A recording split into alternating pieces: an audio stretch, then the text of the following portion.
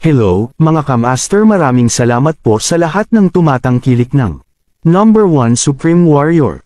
Paki-follow and subscribe mga master para sa mga susunod pang mga kabanata. Number 1 Supreme Warrior. Kabanata 1901. Ang mga mandirigma na sumalakay sa Siyam na Hukbo ay tinanggal ang lahat.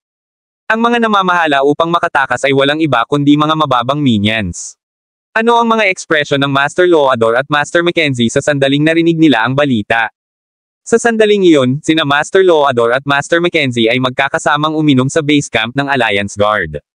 Nakatanggap sila ng balita ng tagumpay at kung paano naiwan si Pavilion Below Cloud na walang mga nakaligtas. Ito ay mabuting balita para sa Alliance Guard na parang isang lipi na mas malakas kaysa sa Siyam na Hukbo ay tinanggal, makatuwiran para sa kanila na isipin na nagawa nilang alisin ang Siyam na Hukbo. Matapos may larawan si Jackie White na namamatay sa kanilang mga kamay, hindi maiwasang matawa ng Master Loador. Itinaas niya ang kanyang baso at kumapit laban kay Master Mackenzie. Ano ang sinabi ko? Ang brat na iyon ay tiyak na mamamatay sa aming mga kamay. Hindi na kailangang mag-alala pagkatapos ng lahat. Siya ay nasa panghuli antas ng Diyos. Hindi mahalaga kung gaano siya kalakas, hindi siya kailanman mananalo laban sa isang tao mula sa antas ng kaluluwa, sabi ni Master Loador sa isang simoy na paraan. Tumango si Master Mackenzie sa kasunduan. Hindi ako maaaring sumang-ayon pa. Totoong gumawa sila ng isang pag-aalsa sa wala. Wala akong pakialam kung magkano ang isang mahuhusay na master na siya. Siya ay isang walang silbi na basura sa aking mga mata hanggat hindi siya sumulong. Panipi. Tumawa silang dalawa sa kanilang sinabi. Makalipas ang ilang sandali, biglang nagtanong si Master Mackenzie, bakit wala pa ring balita tungkol sa Siyam na Hukbo?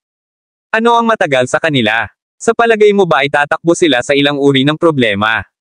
Panipi. Umiling-iling si Master Loador sa Master Mackenzie.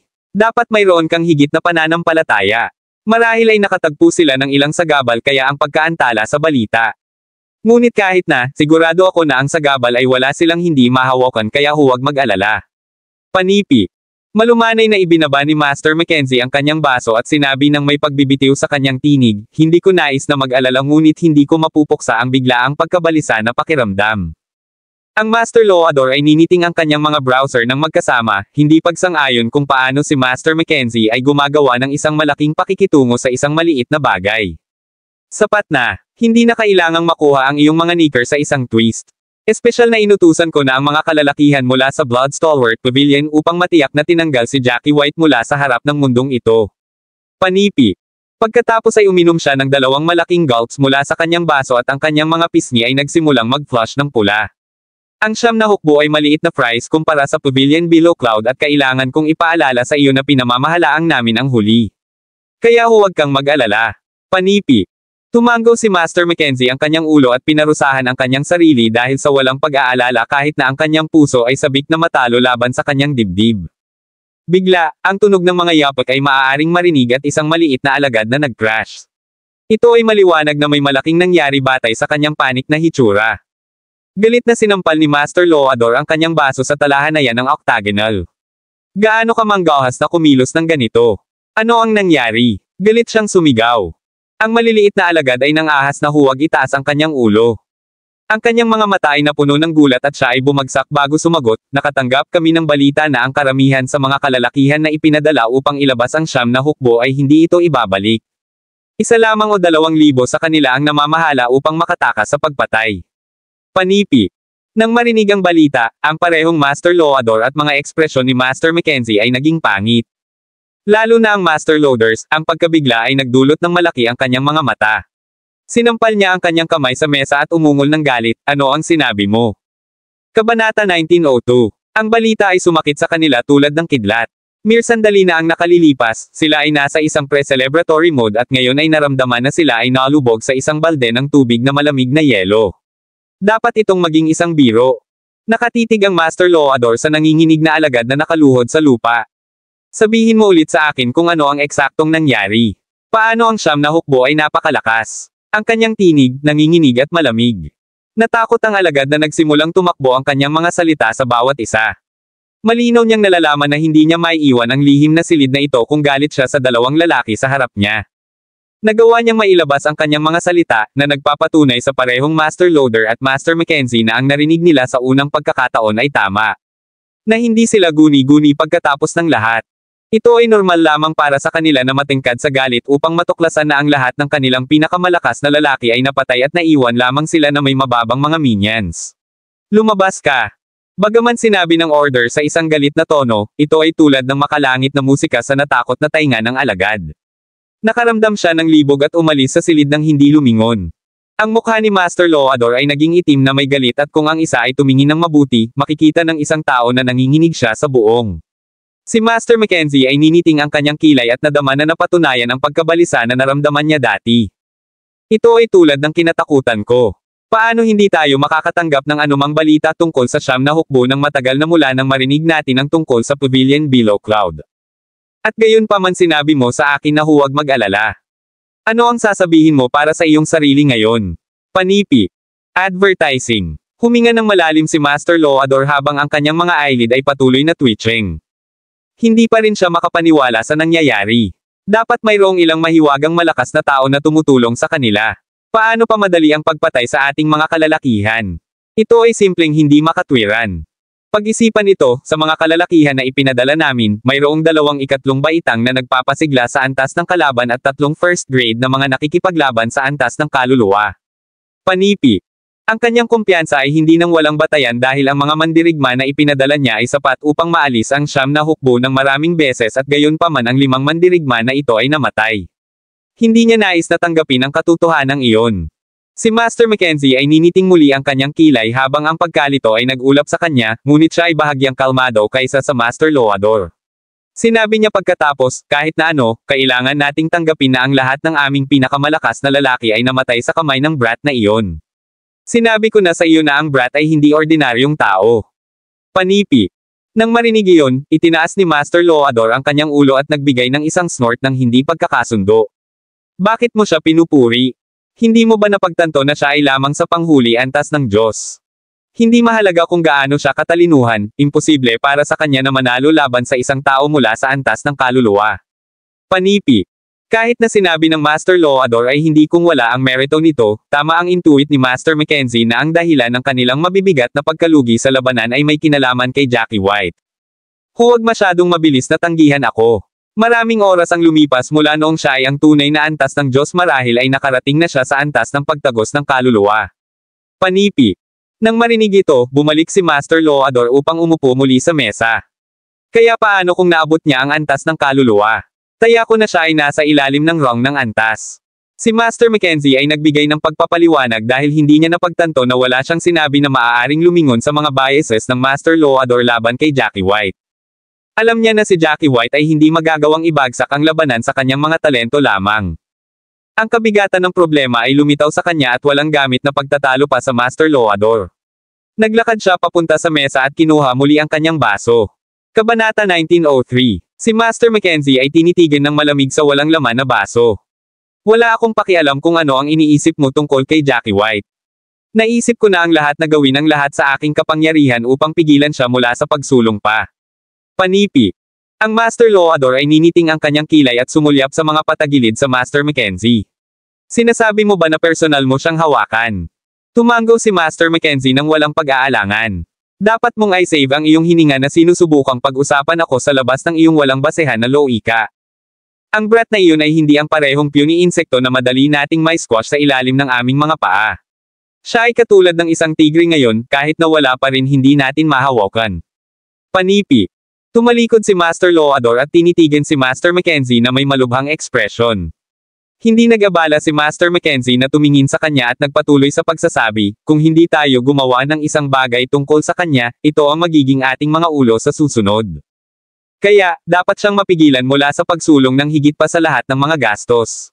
Kailangan nating tipunin ang lahat ng kapangyarihan ng Alliance Guard na ibagsak ang siyam na hukbo kahit na maaaring isipin ng iba na wala tayong ginagawa.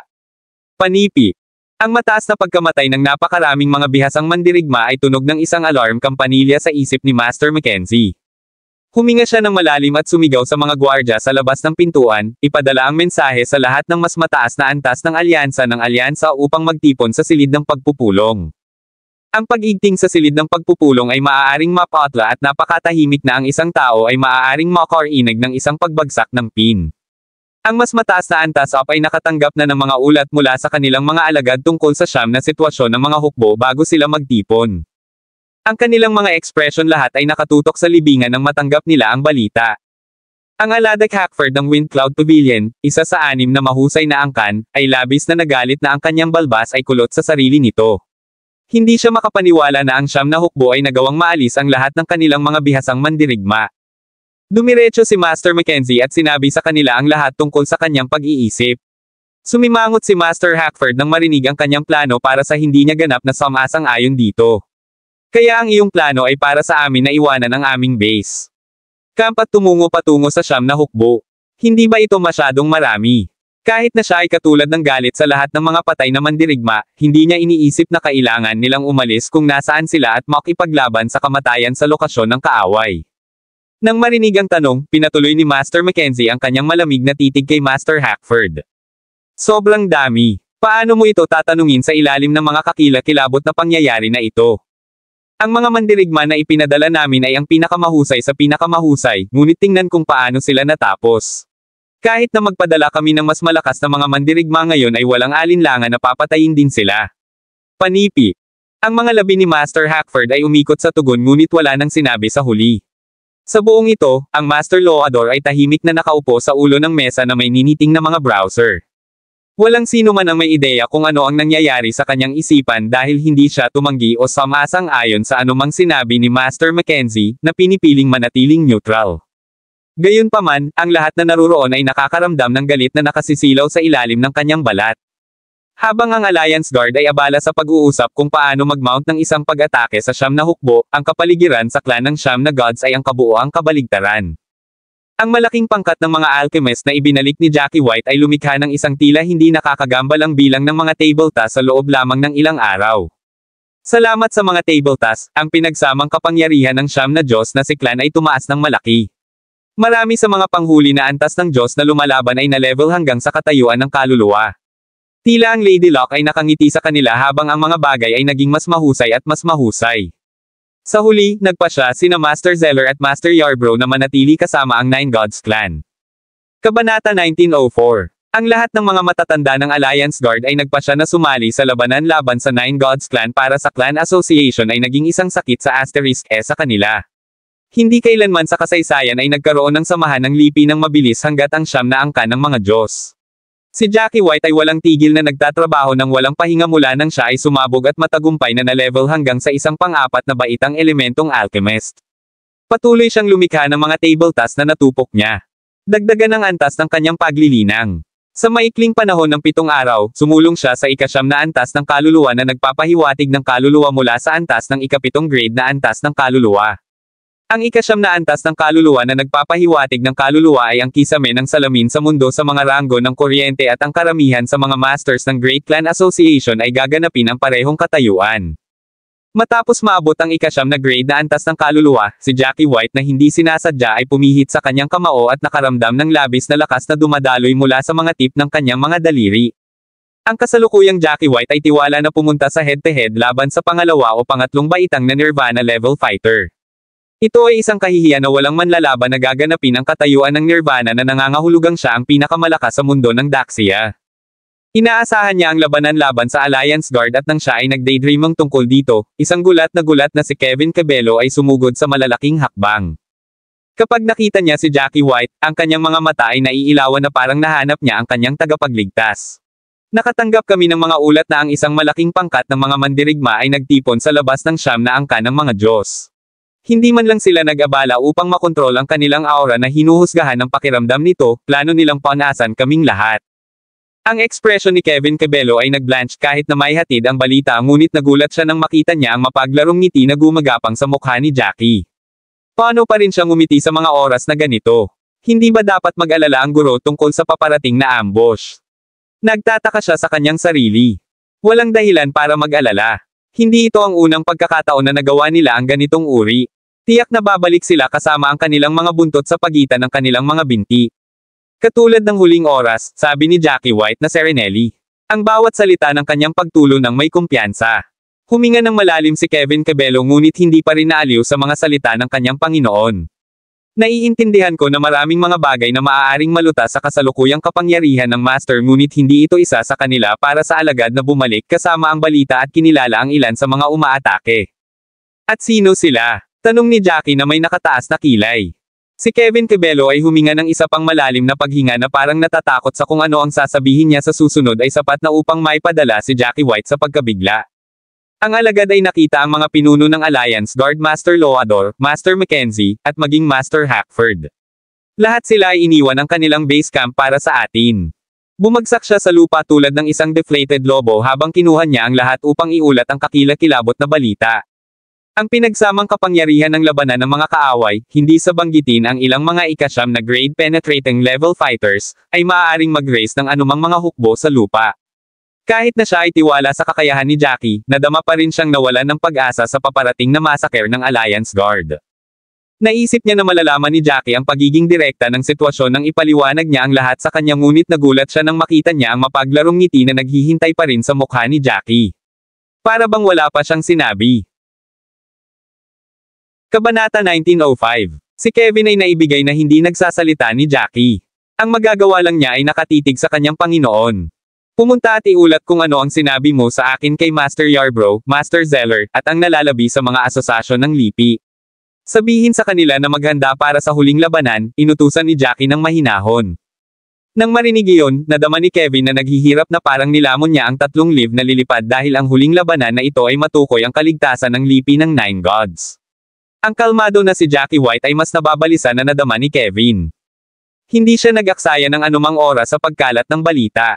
Tumingin si Jackie White sa kalangitan sa itaas niya at kahit na tila kalmado, maamoy niya ang isang bagyo na papalapit. Ano? Iniwan ng Alliance Guard ang kanilang base camp. Mukhang tinaya nila ang lahat sa huling labanan na ito. Panipi. O Diyos ko, ano ang dapat nating gawin? Maaari ba nating manalo ang labanan na ito? Panipi. Ang lahat ng mga alagad ng clan ng Siyam na Gods ay nagsimulang magpanik sa sandaling natanggap nila ang balita. Napagtanto ni Kevin na si Jackie lamang ang nagawang manatiling kalmado sa buong paghihirap. Kahit na alam ng lahat na sila ay nag-level up, alam nila na wala pa rin silang tugma laban sa Alliance Guard. Gayunpaman, alam nila na wala silang pagpipilian ngunit gawin ang kanilang makakaya sa darating na labanan. Bilang kanang kamay ni Jackie, kailangang gumawa ng isang bagay si Kevin upang mamotivate ang lahat. Sa gayon, natagpuan niya ang kanyang sarili na nakatayo sa isang mataas na platform, na nagbibigay ng isang nakapangangilabot na pagsasalita sa mga alagad na nakatayo sa ibaba. Pakinggan ang aking bawat salita. Ang aming Master ay sumulong sa ikasyam na grade na antas ng kaluluwa at kahit na ang mga kaaway ay may parehong antas ng mga mandirigma sa loob nila, hindi pa rin sila tugma para sa ating Panginoon. Panipi. Sinabi lamang niya na upang matiyak ang takot sa mga puso ng mga alagad. Sa aktwal na katotohanan, hindi siya sigurado kung si Jackie ay makakakuha ng maraming mga ikasyam na grade penetrating status fighter sa pamamagitan ng kanyang sarili. Hindi mahalaga kung ano, malinaw na ang kanyang pagsasalita ay nakamit ang inilaan nitong epekto. Sa huling ambush, madaling tinanggal ni Jackie ang 2 baitang na kaluluwa na tumago sa antas ng mga mandirigma kaya hindi nakakagulat sa mga alagad, siya ay isang hindi magagamit na Diyos na Diyos. Naabot ng Alliance Guard ang mga pintuan ng Siyam na angka ng mga Diyos sa sandaling natapos na ni Kevin ang kanyang pagsasalita. Nangunguna sa mga tropa ay 3 ikasyam na baitang na antas ng kaluluwa na may kasanayan sa mga mandirigma Master Loador, Master Mackenzie, at Master Hackford. Ang kanilang puwersa ay tulad ng isang tsunami na kumot ng isang maliit na isla, na naghihirap sa mga nasa paligid nila. Sa sandaling napansin ni Jackie na papalapit sila, lumipad siya sa hangin at nakipag-ay-tay sa kanila, sabik na simulan ang labanan. Lahat ng unang elder ng Nine Gods Clan, Master Zeller, at Master Yarbrough ay natapos na ang kanilang paghahanda para sa labanan na magtatapos sa lahat ng labanan sa Alliance Guard. Nang itinuon ni Master Mackenzie ang kanyang mga mata kay Jackie, napagtanto niya na ang huli ay umabot na sa parehong antas ng pagpasok ng kaluluwa sa ikasyam na baitang gaya niya at agad na nagdilim ang kanyang mukha. Para naman kay Master Loador, sa wakas ay napagtanto niya kung gaano siya kawalang muwang na makita si Jackie bilang isang insekto na madali niyang masapak. Ang insekto ay talagang naging isang halimaw sa dagat. Huminga ng malalim si Master Loador at itinoon ang kanyang marilag na tingin kay Jackie White. Kung ang titig na ito ay nakatutok sa kahit kanino pang ordinaryong tao, tiyak na sila ay lumiit at lumiliit ngunit ang kasalukuyang Jackie ay hindi ordinaryong tao. Hindi man lang nagdulot ng ripple sa puso niya ang titig. Sa katunayan, natutuwa siya na mahinahon niyang matitigan pabalik si Master Loador at ang iba pang mga lalaki. Kabanata 1906, mapula ang mukha ni Master Mackenzie, hindi mas maganda kaysa kay Master Lodors. Ang una ay nakaramdam ng isang kilalang premonition na ang labanan ay maaaring hindi pabor sa kanila. Bago siya umalis, nanumpa siya na gagawin niya ang lahat sa kanyang kapangyarihan para maangkin ang kanilang tagumpay ngunit hindi niya inaasahan na makakaasenso si Jackie sa ikasyam na baitang soul-penetrating level sa ganoong kaikling panahon. Para sa kanya, imposibleng sumulong ng napakabilis sa ganoong kaikling panahon. Gayunpaman, hindi niya alam ang master talent ni Jackie sa paggawa ng mga table tasks. Pagkatapos ng lahat, si Jackie ay ang tanging tao sa buong Daxia na may katayuan ng isang pang-apat na baitang elementary alchemist. Nang makita ni Master Mackenzie na si Master Loador ay patuloy na tumitig kay Jackie White, hindi niya naiwasang sabihin, kahit na gamitin mo ang lahat ng iyong aura para pigilan siya, wala pa rin siyang mararamdaman. Nasabi ko na sa iyo na mas makapangyarihan siya kaysa sa inaakala mo pero hindi mo ako pinakinggan. Natuwa si Master Mackenzie sa kanyang pagpupumilit na pakilyusan ang lahat ng puwersa sa Alliance Guard dahil halatang matatalo sila kung ipapadala lang nila ang kanilang mga alipores tulad noong nakaraan. Iyon ay magbibigay kay Jackie ng mas maraming oras upang sumulong pa na magiging kapahamakan sa kanila. Ang ekspresyon ni Master Loador ay naging mas pangit sa pangalawang pagkakataon sa pag-iisip kung gaano siya kawalang muwang noon. Sino ang mag-aasam na ang brat na iyon ay makaka-advance sa parehong katayuan na tulad natin sa maikling panahon? Huminga ng malalim si Master Mackenzie at sinabi sa nanginginig na boses, nasabi ko na sa iyo na ang batang ito ay hindi ordinaryong manlalaban. Maging si Master Hackford ay nahiya sa sinabi niya noon, tungkol sa kung paano walang ginagawa si Master Mackenzie sa pamamagitan ng pagpapakilo sa buong Alliance Guard. Ngayon, ang tanging magagawa na lang niya ay manahimik. Isang malamig na tawa ang binigay ni Jackie habang naglalakbay sa kanyang tenga ang kanilang mga salita. Tapos na ba kayong lahat? Kung oo, lumapit ka sa akin. Ngunit hayaan mo akong bigyan ka ng ilang payo kung nais mong pahabain ang iyong kamatayan, iminumungkahi kong labanan mo ako isa-isa. Nang marinig iyon, ang mga kaluluwang nasa ikasyam na baitang na tumatago sa antas ng mga manlalaban sa panig ng Alliance Guard ay naging mas inis. Hindi banggitin si Master Hackford ay naging pula sa galit. How dare this little brat speak to them like that? How dare he act so insolently when their large troops were just outside his gate? Bastos kang tanga. Huwag mong isipin na mapapabagsak mo kaming lahat dahil lang sa naabot mo ang ikasyam na baitang soul-penetrating status. Kaya ka naming patayin ng ganyan lang. Master Hackford was not acting out of bravado, talagang naniniwala siya na makakatikim ng hindi maiiwasang pagkatalo si Jackie kung sabay silang atakihin ng tatlo. Oo, hindi ka na magyayabang ng mas matagal. Ikaw at ang iba pang mga tao doon ay hindi mabubuhay upang makita ang bukas. Malamig na dagdag ni Master Loador. Pagkatapos, sumugod siya kay Jackie at pinakawalan ang kanyang kapangyarihan. Lumitaw sa kanyang kaliwang kamay ang isang fire dragon na nagpapalabas ng nakakatusok na mata na pulang ilaw, na nagpapakita ng tunay na kapangyarihan ng isang 9th grade soul-penetrating level fighter. Ang mga alagad ng hindi gaanong kaharian ay pilit na pinaatres ng sobrang nangingibabaw na puwersa bagamat ang pag-atake ay nakatutok kay Jackie na isang malamig na tawa lang ang binigay nito habang mahigpit na nakakuyom ang kanyang kamao. Ang kulay gintong liwanag ay dumaloy mula sa mga bitek sa pagitan ng kanyang mga daliri at isang malakas na hiyawan ang naririnig ng lahat sa paligid. Tila dalawang nagngangalit na dragon ang nag-intertwine sa haba ng mga braso at kamao ni Jackie. Sa pamamagitan ng isang sipa mula sa magkabilang binti, tumalsik siya pasulong na parang torpedo, diretsyong tinutukan si Master Loader. Nagbanggaan sila sa mismong sandaling iyon habang ang pulang ilaw at ang ginintoang liwanag ay gumawa ng kalabog. Nabasag ang pulang ilaw at nilamon ng gintong liwanag at ang sunod na tunog na maririnig ay ang masakit na sigaw ni Master Loador. Tinamaan siya ng husto sa dibdib ni Jackie na nagpalipad sa kanya sa ere na parang saranggola na naputol ang tali. Kabanata 1907. Bumulwak ang sariwang dugo mula sa bibig ni Master Loador habang siya ay yumarko sa kalangitan. Ang eksenang ito ay mananatili sa isipan ng lahat dahil nahihirapan silang paniwalaan ang isang taong kasing lakas niya na madaling talunin ni Jackie. Gayunpaman, ang matinding katotohanan ay naglalaro sa kanilang harapan ng anggulanit na si Master Loador ay bumagsak sa lupa, na lumikha ng isang malaking bunganga sa kanyang impact novel drama. Nawala na ngayon ni Master Loador ang kanyang mapang-ipang aura at tulad ng isang nalulunod na aso, nagpupumilit na ilabas ang kanyang sarili mula sa malalim na bunganga. Tinamaan siya ni Jackie sa lahat ng nakuha niya at nabali ang tadyang ni Master Loador sa suntok na iyon. Ang matutulis na mga gilid at mga splinters ay nagtulak sa kanyang mga organo at ang kanyang kamatayan ay hindi maiiwasan kung walang agarang medikal na paggamot na ibibigay. Ilang taon na ang nakalipas mula nang makaramdam ng ganito si Master Loador. Hindi niya inaasahan na ganoon kadaling matatalo ng isang junior. Oo, isang junior. Iyon ang palaging ginagawa ni Jackie kay Master Loador. Si Master Mackenzie at ang iba pang grupo, namumula nang makita ang kalagayan ni Master Loador sa una, nakaramdam lang sila ng galit sa mga walang pakundangan na pag-uugali ni Jackie kahit na inamin nila na mayroon siyang talento na hindi pa nakikita. Ngunit ngayon, nadama nila ang kapahamakan sa pag-iisip na marahil ang mga salita ni Jackie ay na-back up ng kanyang kapangyarihan. Sa lahat ng mga taon, si Master Mackenzie ay kilala sa kanyang kakayahang manatiling kalmado sa ilalim ng lahat ng uri ng mga sitwasyon at ito ay walang pagkakaiba sa pagkakataong ito. Hindi natin siya hahayaang manalo. Kailangan nating lahat na atakihin siya ng sabay-sabay gamit ang ating pinagsamang kapangyarihan. Pagkatapos, sumugod siya kay Jackie na bumubuo ng momentum para sa kanyang pag-atake. Tumaas ang kilay ni Jackie at nagbago ng opinyon tungkol kay Master Mackenzie.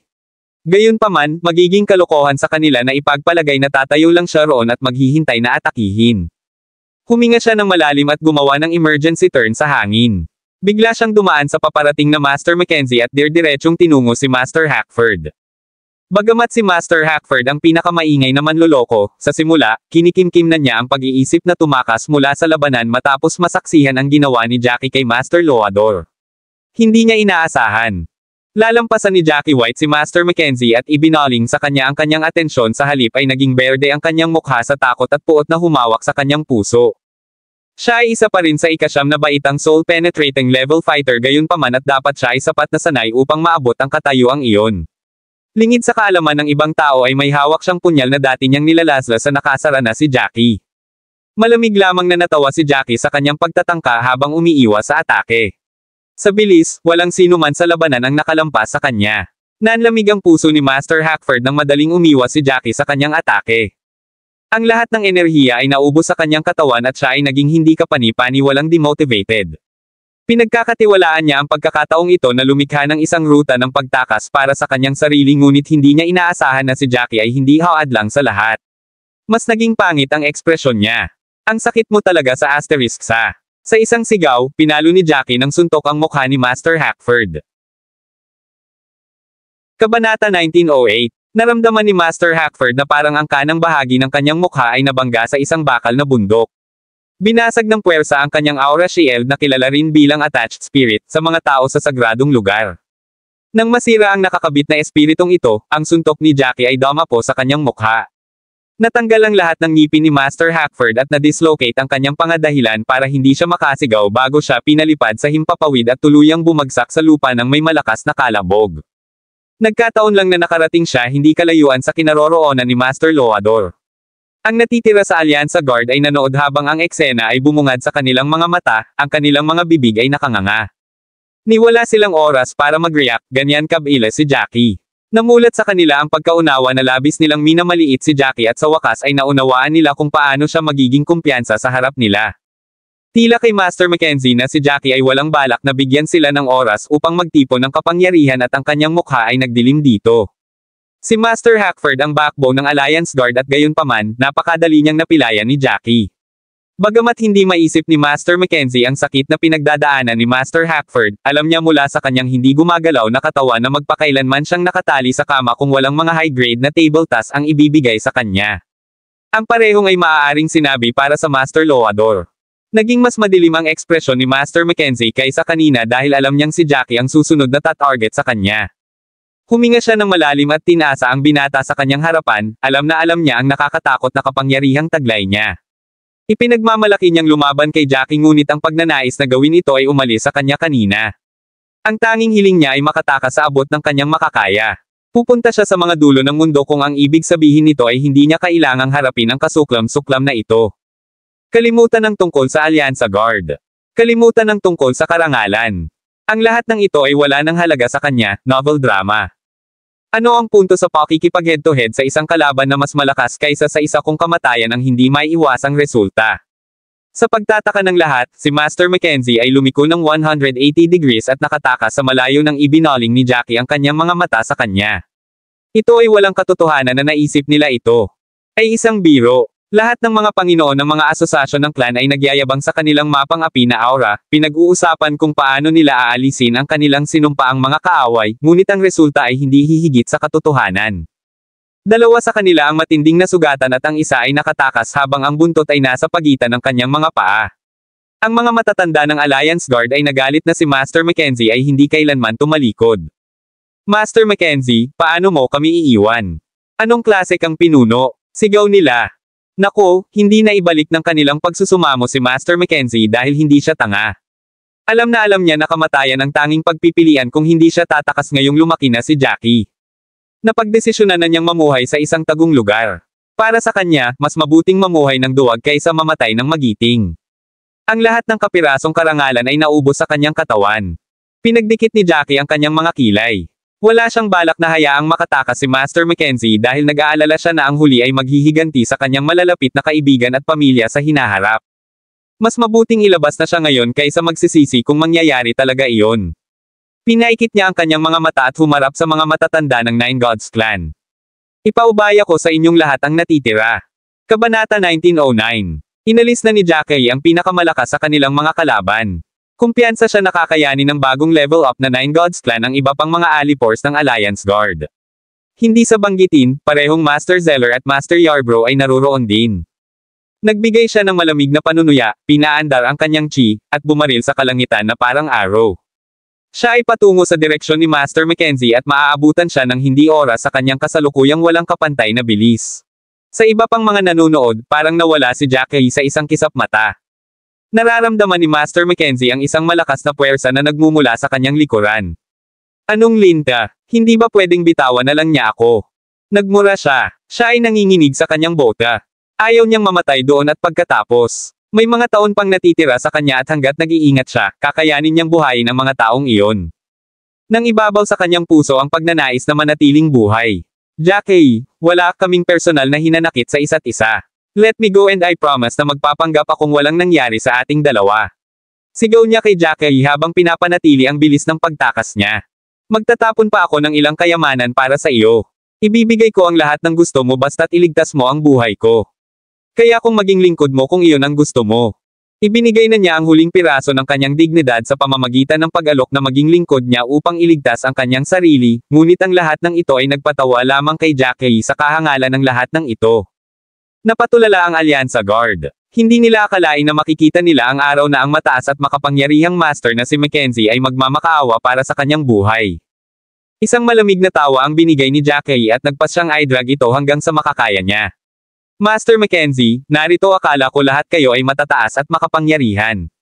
Isang hindi matitinag na manlalaban, pinakamalakas sa kanilang lahat. At ngayon, isa kang daga na nahuli sa imburnal, handang gawin ang lahat para maligtas ang iyong buhay. Nang marinig ito, nag-alab ang matinding galit sa puso ni Master Mackenzie ngunit nag-ingat siyang huwag ipakita sa kanyang mukha. Alam niyang matatapos na ang lahat sa kanya sa sandaling magpakita siya ng anumang senyales ng puot kay Jackie. Sinadya ko ang sinabi ko. Pinanghahawakan namin ang matinding puot sa isa't isa.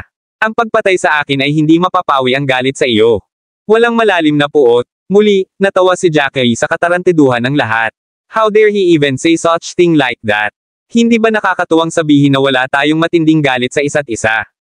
Kung iyon ang katotohanan, bakit mo pinakilos ang lahat ng iyong puwersa laban sa aking bayan? Kung hindi lang malakas ako, baliktad ang mga tungkulin natin. Kaya huwag mo akong linlangan sa mga mapanlinlang mong salita. Kahit isang 3 taong gulang ay hindi maniniwala sa iyong sinabi. Ang malalim na mga hinaing sa pagitan ni Jackie at Master Mackenzie ay hindi nilikha sa isang araw. Ang huli ay inatake ng maraming beses si Jackie. Ang lahat ng ito ay dahil sa pambihirang husay ni Jackie kaya nagawa niyang panatilihing ligtas siya at ang kanyang pamilya. Hindi matatawag na tao si Master Mackenzie kung hindi niya iyon naisip. Lalong natakot si Master Mackenzie nang mapagtanto niyang hindi magiging madali ang pag-ugoy kay Jackie. Ano man ang mangyari, kailangan niyang subukan ang bawat panlilinlang sa kanyang manggas kung wala siyang ibang gusto kundi ang manatiling buhay. Pinaikit ni Jackie ang kanyang mga mata, ayaw mag-aksaya ng oras sa larong pusa at daga. Pinagsama-sama niya ang kanyang mga kamay sa isang handsil upang mapabilis ang kanyang bilis at sa isang kisap mata ay lumitaw sa tabi ni Master Mackenzie. Naramdaman ni Master Mackenzie ang malamig na hangin sa tabi niya at ang memorya ng kalamnan na nahasa mula sa maraming taon ng karanasan sa larangan ng digmaan ay naging dahilan ng pagtalikod ng kanyang katawan para makaiwas sa atake ni Jackie. Kabanata 1910. Gayunpaman, ang bilis ni Master Mackenzie ay hindi maihahambing kay Jackie White. Bigla siyang nakakita ng gintong liwanag kasabay ng paghampas ni Jackie ng kamao sa kanyang mga balikat dahilan para maputol ang kanyang mga kasukasuan sa matinding bitek. Sunod-sunod na sigaw ang pinakawalan niya nang maramdaman ang sakit sa buong katawan niya. Napilayan ng suntok ang kanyang balikat. Malamig na tumawa si Jackie White habang itinaas muli ang kaliwang kamao, hindi binibigyan ng oras si Master Mackenzie na ipagtanggol ang sarili. Ang gintong liwanag ay kumislap sa kanyang kamao habang hinahampas niya ito sa kanang dibdib ni Master Mackenzie na may sapat na lakas upang wakasan ang buhay ng sinuman. Muling tumunog ang tunog ng mga buto. Hindi lang nabasag ng suntok ang mga buto ni Master Mackenzie kundi hindi niya na-activate ang kanyang chi kaya nahulog siya sa lupa na parang na-deflate na lobo. Hindi pa tapos si Jackie sa kanya. Sinundan niya ito pababa at hinawakan ang kwelyo ni Master Mackenzie. Ang susunod na suntok ay sa mga meridian points ni Master Mackenzie habang pinaplano niyang ganap na sirain ang kanyang cultivation upang matiyak na hindi siya magkakaroon ng pagkakataong ipaghiganti ang kanyang sarili. Dilatang nakakatakot na mga mata ni Master Mackenzie dahil alam niya kung ano ang nasa isip ni Jackie. Napuno ng walang katapusang kawalan ng pag-asa ang kanyang puso, wala siyang maiiwan kung ang kanyang paglilinang ay ganap na nawasak. Sa huling lakas, tinitigan niya si Jackie nang may pagmamakaawa at sinabing, "Huwag mong sirain ang aking paglilinang, pakiusap ko sa iyo. Huwag mo akong sirain, kaya kung maging alipin mo. Kaya kung gawin ang lahat. Maging alipin ko." Lalong naging malas ang malamig ng ngiti ni Jackie sa mga salitang iyon. Sa kanyang mga mata, si Master Mackenzie ay walang iba kundi isang walang kwentang basura. Alam mo ba kung ilang tao ang nakapila para maghintay sa kamay at paa ko? Hindi ka karapat-dapat na gawin iyon. Sa sandaling sinabi ang mga salitang iyon, naramdaman ni Master Mackenzie ang isang mabangis na puwersa na dumaloy sa kanyang mga meridian. Ang sobrang sakit ng pagkakahiwa ng meridian ay naging dahilan ng pagkumbulsyon ng kanyang katawan at muntik nang maputol ang kanyang supply ng hangin. Sa sumunod na segundo, sobrang sakit na niya kaya't umikot ang mga mata niya at nawala ng malay. Hindi binalak ni Jackie A. Mabilis na kamatayan para kay Master Mackenzie. Paano siya kung ilang beses na siyang tinangkang tambangan ng mga kalaban niya? Si Master Mackenzie ay dinala na parang patay na aso pabalik sa Nine Gods Clan. Sa oras na bumalik si Jackie, ang labanan ay nanalo na. Kung wala ang kanilang mga pinuno at ang galing ni Jackie, ang mga alagad ng alyansa ng gwardya ay nawala ng lakas sa pakikipaglaban at sumuko sa kanilang kapalaran. Pinatay ng mga disipulo ng Nine Gods Clan ang karamihan sa kanilang mga kalaban ngunit hindi pinatay ang mga naghagis ng kanilang mga sandata pababa. Sa halip, kinumpis nila ang mga armas, itinali, at iniwan sa labas ng tarangkahan. Ang kanilang kapalaran ay si Jackie ang magtatakda. Malamig na ngumiti si Jackie sa nakatali na mga alagad ng Alliance Guard na nakaluhod sa harap ng gate ng Nine Gods Clan na nakalaylay ang mga ulo. Bagamat karaniwang hindi niya pinakikitunguhan ang kanyang mga kaaway ng may awa, hindi rin niya nais na pumatay ng walang pinipili. Bukod dito, may mga mas importanteng bagay na kailangan niyang asikasuhin. Si Kevin Cabello ay lumakad ng pabago bago patungo kay Jackie White at binati ito ng papuri bago itinuro ang mga alagad ng Alliance Guard. "Guro, ano ang dapat nating gawin sa kanila? Sa tingin ko dapat nating patayin silang lahat ngunit ang kanilang bilang ay malaki. Baka magalit tayo sa mga Diyos kung gagawin natin iyon." Pinagmasdan ni Jackie ang kanyang mga mata sa mga bihag na bumuhos sa malamig na pawis sa ilalim ng kanyang nagyayelong tingin. Hindi sila nang ahas na huminga. Kahit na alam ni Jackie ang malalang sitwasyon ng Pavilion Below Cloud, mas gugustuhin niyang iwasan ang genocide kung maaari. Kung hindi, hindi siya magiging iba sa mga taong Alliance Guard. Isang mahinang buntong hininga ang kanyang pinakawalan at sinabing, "Hayaan mo na sila. Hindi na sila banta sa atin. Mas mabuting iwasan nila tayo kung alam nila kung ano ang makakabuti para sa kanila." Pagkatapos ay inihagis niya si Master Mackenzie sa lupa na parabang siya ay isang patay na aso. Hindi man lang gumawa ng ingay ang huli. Napuno ng kahungkagan ang kanyang mga mata dahil wala na siyang hinaharap na inaasahan ngayong ganap na nawasak ang kanyang paglilinang. Hayaan mo na ang mga kampon. Para naman sa tatlong ito, hindi sila karapat-dapat sa mabilisang kamatayan. Ipinagkatiwala ko sa iyo si Master Loador, Master Hackford, at Master Mackenzie. Ang cultivation ni Master Mackenzie ay ganap na nawasak at dapat mong gawin ang parehong para sa iba pang dalawa. Ipaubaya ko sa iyo kung ano ang gusto mong gawin sa kanila pagkatapos nito. Hindi na hinintay ni Jackie ang sagot ng sinuman at naglakad na siya pabalik sa kanyang silid. Pagdating sa kanyang silid, tinawag niya si Kevin Cabello.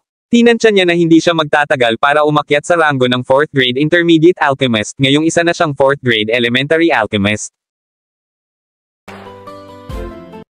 Maraming salamat mga Kamaster sa walang sawang pagsusubaybay, isang like, share, And subscribe naman dyan mga ka-master.